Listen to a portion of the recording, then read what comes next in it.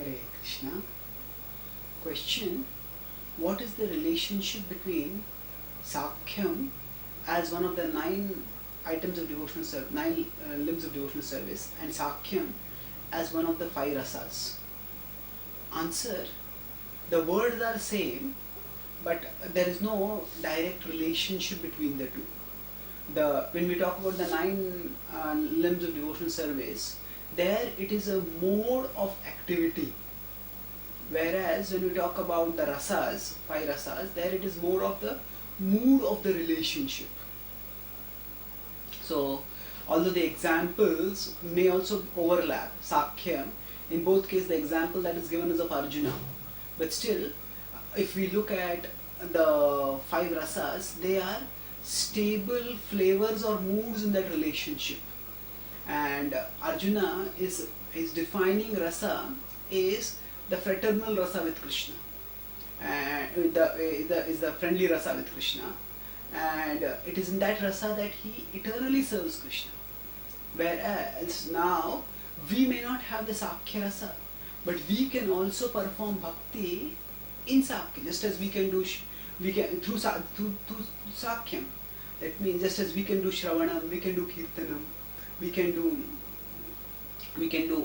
smaranam. So like that we can have sakhyam also. We can share our heart with Krishna just as we may share our heart with a friend.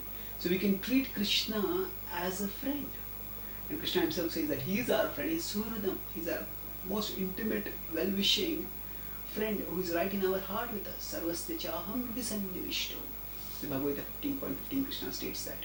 So sakhyam as one of the nine limbs of devotional service is one of the ways in which we can practice bhakti, and that is a way that is accessible to all of us. So it is a more of a mode in which we render devotional service, whereas the sakhyam as one of the five rasas is the mood or the flavor of the eternal constitutional